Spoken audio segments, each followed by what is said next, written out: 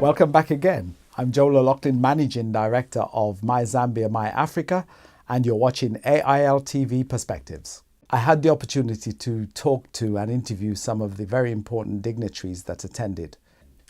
I was excited to be able to speak to the Queen's representative, Mr. Julian Evans. He's the Vice Marshal of the Diplomatic Corps, and he had some very interesting things to share with us.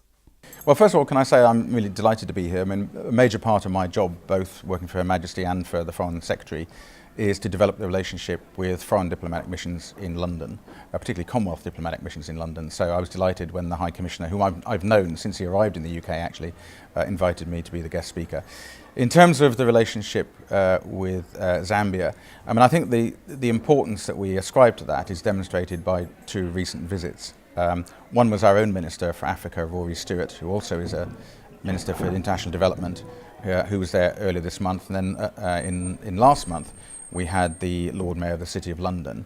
And the answer to your question is that what we wish for Zambia is to develop Zambia as a close partner across the board, including in the political relationship, including through the Commonwealth, which I talked about earlier on in my speech, and also through our aid programme, which is quite substantial, and the long-term aim of which is to enable Zambia to be more self-sufficient in some of the areas that the High Commissioner mentioned. We set up a trade office, UK Trade and Investment in Zambia in 2014, and we followed that up with a couple of trade missions. There are a number of areas obviously of interest to both of us. There's the mining industry, which is very strong in Zambia, but we're increasingly looking at other areas. So when the Lord Mayor was there in September, he talked about financial services. Now everyone knows that London is a leading centre for financial services, but of course Zambia itself has ambitions to be a financial services centre in Africa, and there's quite a lot of scope for potential cooperation between the two cities, Lusaka and London, in the way in which that's developed. So we're very keen to develop that as well. I mean, bilateral trade is small at the moment and should be much bigger, but it has increased over the last decade, and that's something obviously both of us need to work on. Well, I think there's an element of cooperation across the board. So, for example, we are working with your economics ministry, including on the 2017 budget, to work out which of these sectors is important. I think obviously you're right about Zambia's agricultural potential. In terms of what we see in terms of self-sufficiency, things seem to be going in the right direction. I think there's a lot more in terms of, if you're looking at the development of the economy, I think there's probably a lot more in terms of rather more strategic exports you're talking about, in terms of services.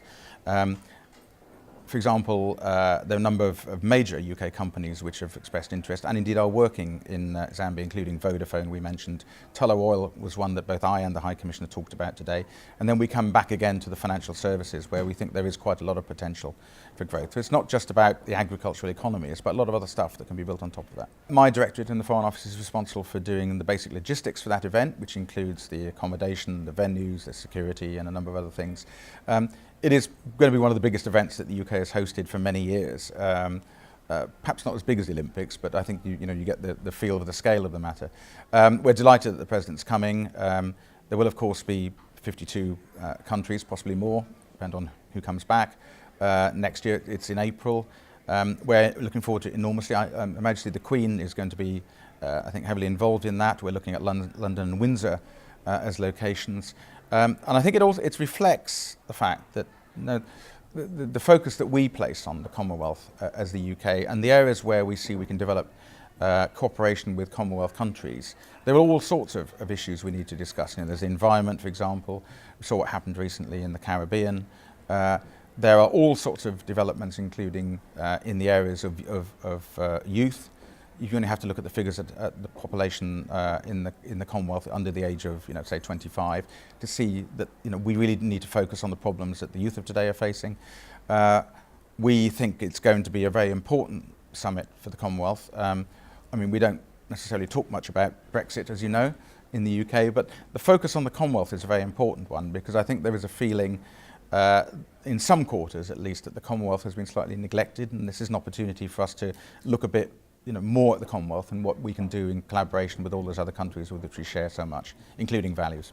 My next job does involve working with some Commonwealth countries on. I'm going to work for the Commonwealth War Graves Commission. So, as we discussed earlier on, conflict was global. So, there are interests I think we have, or we'll have in my next organisation, in working very closely with African countries on commemorations and remembrance. So, I'm very much hoping that I can go to Zambia and perhaps, become another one who joins His Royal Highness Prince Harry on visiting the Victoria Falls.